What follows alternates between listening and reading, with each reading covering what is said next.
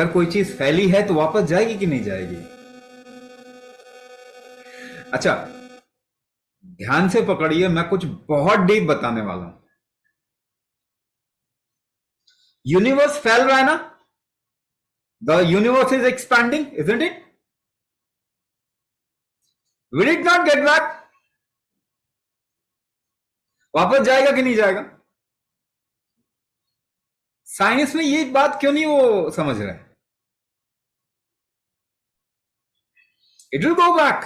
96% of the universe is unknown, मालूम ही नहीं है कि क्या है। मगर बेसिक नेचर ऑफ यूनिवर्स क्यों नहीं समझ पा रहे? When it is expanding, it will again go back to the point. ऐसे ही कोलैप्स होता है कोई भी चीज। लाइफ जो है ना, life is not accumulative, it is repetitive. ध्यान से सुनिए, क्योंकि अगर इस बात को आप समझ जाएंगे ना, it will open certain doorways in your life. May be आज के समय आपको उसका फायदा नहीं दिखाई देगा या फिर उसका रिजल्ट नहीं दिखाई देगा, but it will be like a seed in you. आपके अंदर बीज की तरह ही जाएगा, और जब भी इसको मौका मिलेगा, it will just sprout, become a tree.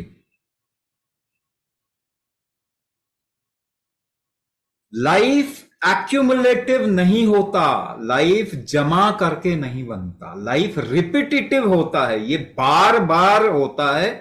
आप कितना भी खा लें, आप केवल बढ़ नहीं सकते। लाइफ में आप एक ही डायरेक्शन में नहीं जा सकते, केवल जवान और जवान नहीं बन सकते।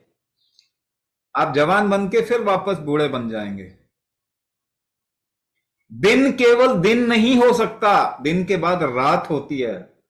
रिपीटेटिव और साइक्लिक भी बोल सकते हैं इसको। It is cyclic, repetitive, not accumulative.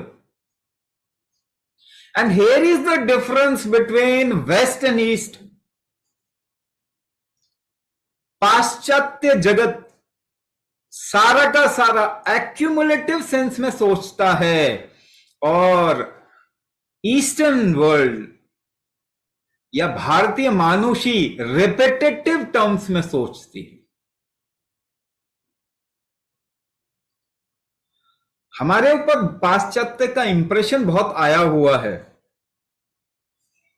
मगर जब तक हम वापस सही विजडम में नहीं आएंगे, सही ज्ञान में नहीं आएंगे, हम अपने लाइफ को भी हैंडल नहीं कर सकते, हम बाहर की लाइफ को भी हैंडल नहीं कर सकते।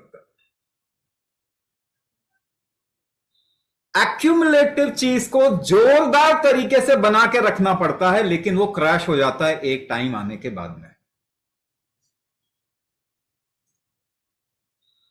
एक्यूमुलेटिव का जो विपक्ष है,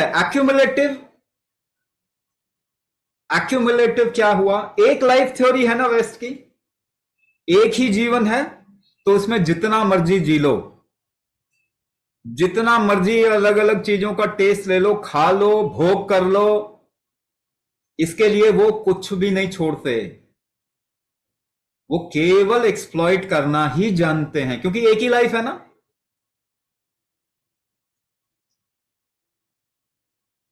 तो कैपिटलिस्ट थ्योरी यही कहती है, तो सबसे पहली चीज क्या होगी? आप जितना मर्जी भोग करना, ज्यादा से ज्यादा भोग करना चाहोगे। इसे कैपिटलिस्टिक मॉडल कहेंगे। एडम स्मिथ का कैपिटलिस्ट मॉडल, जो कि एडम स्मिथ ने तो खैर लिखा है, मगर पूरे पाश्चात्य जगत के मानुषी में कैपिटलिस्ट मॉडल है। अब कैपिटलिस्ट में तो आप, अगर वो कुछ लोग हो जिसे डीप स्टेट कहते हैं, कुछ लोग हो तो उनके पास पैसा है, बाकी सबको तो एक्सप्लॉइट कर रहे हैं, नौकरी करवाना है, उनको नौकर बनाना है ना। कुछ लोगों के पास पैसा होगा, बाकी सबको वो नौकर बनाएंगे। तो करंट मॉडर्न एजुकेशन सिस्टम जिसे आप कहते हैं ना, ये नौकर बनाने की पद्धति है। ये आपको एनस्लेव करना, दास प्रथा का नया रूप है, कोलोनाइजेशन का नया रूप है। आप अपने बच्चों को भेज के ना उनको बेसिकली नौकर बनाने की ट्रेनिंग देते हैं। क्योंकि जो कुछ लोग हैं जिनको वो डीप स्टेट के हैं, उनको सारा पैसा तो उनके पास ही जाएगा।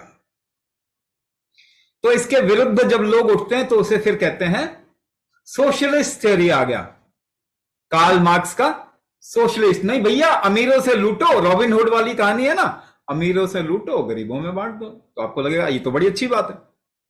तो फ्री का मॉडल जो है ना, वो होता है सोशलिस्ट मॉडल, जहां आदमी को नकारा बना दिया जाता है और किसी काम का नहीं छोड़ा जाता। तो ये दोनों ना आपस में टसल करते हैं, लड़ाई करते हैं। कैपिटलिस्ट और सोशलिस्ट दोनों स्थिर चीज नहीं हो सकता, दोनों ही गलत है। तो सही क्या है? तो जब तक आप तीसरा नहीं इंट्रोड्यूस करेंगे ना, जब तक तीसरी चीज इंट्रोड्यूस नहीं करेंगे, तब तक आप किसी चीज को नहीं समझ सकते। तो आपको अगर जीवन के किसी भी आयाम को, if you have to understand any dimension of life, you will have to bring three things, you will have to understand three things in that area. अच्छा, इसके बारे में, इसके पहले मैं क्या बता रहा था? When expansion happens, contraction will happen, isn't it? This is how life is. This is how repetitive life is.